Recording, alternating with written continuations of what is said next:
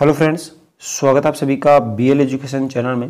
दोस्तों, आज की इस वीडियो में हम बात करेंगे प्रमुख रिट याचिका व उसके प्रकार। तो देख फ्रेंड्स, सबसे पहले हम बात करते हैं रिट याचिका होती क्या है, यानी रिट याचिका कहते किसे हैं। तो देख फ्रेंड्स, रिट याचिका जो है वो कोर्ट का एक उपकरण या आदेश है जिसके द्वारा सर्वोच्च न्यायालय या उच्च न्यायालय किसी व्यक्ति, अधिकारी या प्राधिकारी को एक कार्य करने या करने से रोकने का निर्देश देती है। ऐसा आदेश चाहने वाला व्यक्ति संबंधित न्यायालय में याचिका दायर कर सकता है, जिसे ही बोला जाता है रिट याचिका। अब देखिए फ्रेंड्स, मूल अधिकारों का उल्लंघन या हनन होने पर अनुच्छेद 32 के तहत सुप्रीम कोर्ट और अनुच्छेद 226 के तहत हाई कोर्ट दोनों ही 5 प्रकार की रिटें जारी करते हैं। तो फ्रेंड्स, याद रखिएगा कि मूल अधिकारों का अगर उल्लंघन होता है या हनन होता है तो सुप्रीम कोर्ट जो रिट जारी करता है वो करता है अनुच्छेद 32 के तहत, और हाई कोर्ट जो रिट जारी करता है वो करता है अनुच्छेद 226 के तहत। अब देखिए फ्रेंड्स, सर्वोच्च न्यायालय मूल अधिकारों का उल्लंघन होने पर सुप्रीम कोर्ट की रिट जारी करने की शक्ति अपने आप में ही क्या है, मूल अधिकार है।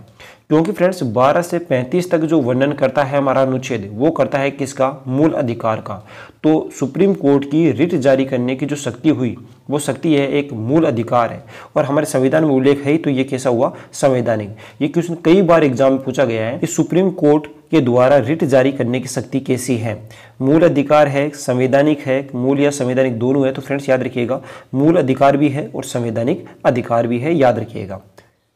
अब देखिए फ्रेंड्स, उच्च न्यायालय मूल अधिकारों का उल्लंघन होने पर अनुच्छेद 226 के तहत उच्च न्यायालय 5 प्रकार की रिट जारी करता है। फ्रेंड्स याद रखिएगा, उच्च न्यायालय के रिट जारी करने की शक्ति संवैधानिक शक्ति है। फ्रेंड्स याद रखिएगा, मूल अधिकार नहीं है हाई कोर्ट के द्वारा रिट जारी करने की, केवल कौन सी शक्ति है, संवैधानिक शक्ति है, जबकि मूल अधिकार नहीं है।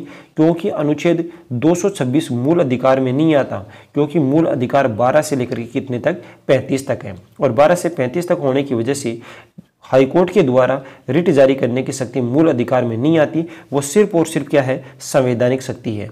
तो फ्रेंड्स याद रखिएगा, इस तरह से सुप्रीम कोर्ट के द्वारा रिट जारी करने की शक्ति संवैधानिक शक्ति भी है और संवैधानिक शक्ति के साथ साथ मूल अधिकार भी है, जबकि उच्च न्यायालय के द्वारा यानी कि हाईकोर्ट के द्वारा रिट जारी करने की शक्ति केवल क्या है, संवैधानिक है, मूल अधिकार के तहत नहीं आती। क्योंकि आर्टिकल 226 के तहत जो है वो हाईकोर्ट जो है रिट जारी करता है, और हाईकोर्ट जो है 226 के तहत जो रिट जारी करता है वो अनुच्छेद 226 मूल अधिकार की श्रेणी में नहीं आता। इस तरह से ये जो रिट होगी वो रिट कौन सी होगी, संवैधानिक शक्ति होगी।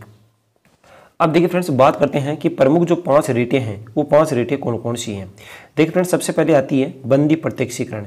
बंदी प्रत्यक्षीकरण को हिंदी में बोला जाता है हेबियस कॉर्पस। फ्रेंड्स याद रखिएगा, जितने भी रिटें हैं इन 5 की 5 रिटों के अंग्रेजी नाम जरूर याद रखना, क्योंकि आजकल एग्जाम का ट्रेंड बदल चुका है, तो इनके अंग्रेजी में नाम पूछा जाता है। तो बंदी प्रत्यक्षीकरण को अंग्रेजी में क्या बोला जाता है, हेबियस कॉर्पस। देखिए फ्रेंड्स, इसका शाब्दिक अर्थ क्या होता है। इसका शाब्दिक अर्थ होता है कि व्यक्ति को सशरीर उपस्थित किया जाए, तो इसी को बोला जाता है बंदी प्रत्यक्षीकरण। तो बंदी प्रत्यक्षीकरण का जो शाब्दिक अर्थ होता है वो क्या होता है कि व्यक्ति को सशरीर उपस्थित किया जाए, यानी शरीर के साथ उपस्थित किया जाए।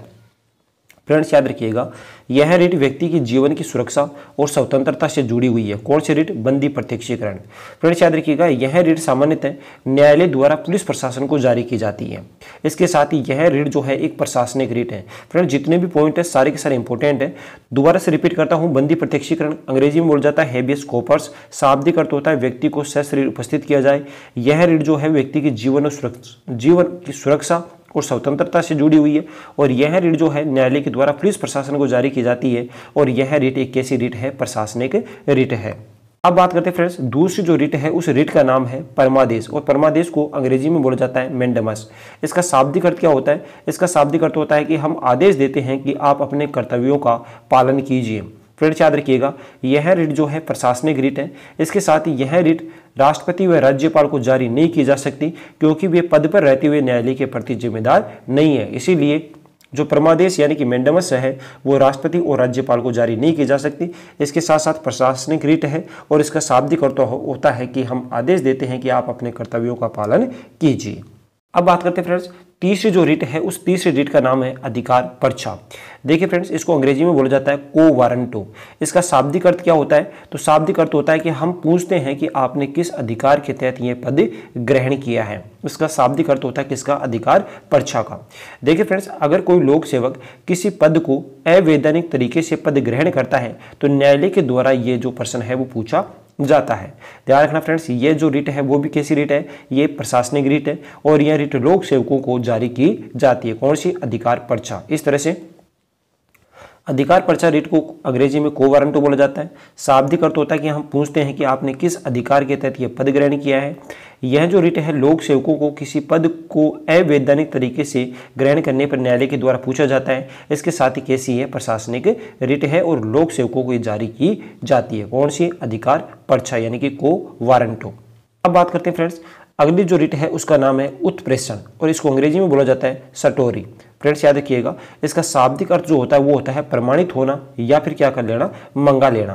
तो देखिए फ्रेंड्स, यह रिट न्यायालय के द्वारा न्यायालय को जारी की जाती है और न्यायालय के द्वारा जारी करने की वजह से कैसी रिट है? ये रिट है फ्रेंड्स कौन सी? अर्ध न्यायिक रिट है। तो एग्जाम में ऐसा ही पूछा जाता है कि कौन सी प्रशासनिक रिट है, कौन सी अर्ध न्यायिक है, कौन सी प्रशासनिक और अर्ध न्यायिक दोनों रिट है। तो फ्रेंड्स याद रखिएगा, ये जो रिट है उत्प्रेषण, ये कैसी है? अर्ध न्यायिक है। अब देखिए फ्रेंड्स, अर्ध न्यायिक के साथ साथ ये प्रशासनिक रिट भी है। कैसे? तो फ्रेंड्स याद रखिएगा, अर्ध न्यायिक रिट है किंतु 1991 के बाद यह रिट प्रशासन को जारी की जाने लगी, इसीलिए यह रिट अर्ध न्यायिक और प्रशासनिक दोनों प्रकार की रिट है। कौन सी? उत्प्रेषण। अब देखिए फ्रेंड्स, इस रिट के माध्यम से उच्चतम न्यायालय द्वारा उच्च न्यायालय से, उच्च न्यायालय द्वारा अधीनस्थ न्यायालयों से किसी मामले को मंगवा लेना, यानी कि नीचे से ऊपर की ओर मंगा लेना। तो जो यहाँ पर उच्चतम न्यायालय है, उच्चतम न्यायालय किससे मंगवाएगा? कोई भी रिपोर्ट या मामला उच्च न्यायालय से, उच्च न्यायालय किससे मंगवाएगा? अधीनस्थ न्यायालय से। अब देख फ्रेंड्स, इस रिट के माध्यम से उच्च न्यायालय अधीनस्थ न्यायालयों की कार्य पद्धति का पुनः निरीक्षण यानी कि रिव्यू करता है। किस रिट के माध्यम से? उत्प्रेषण के माध्यम से। अब देख फ्रेंड्स, अगली जो रिट है पांचवी, उस रिट का नाम है प्रतिषेध। देखिए फ्रेंड्स, अंग्रेजी में बोला जाता है इसे प्रोहिबिशन। इसका शाब्दिक अर्थ होता है मना करना या फिर रोकना।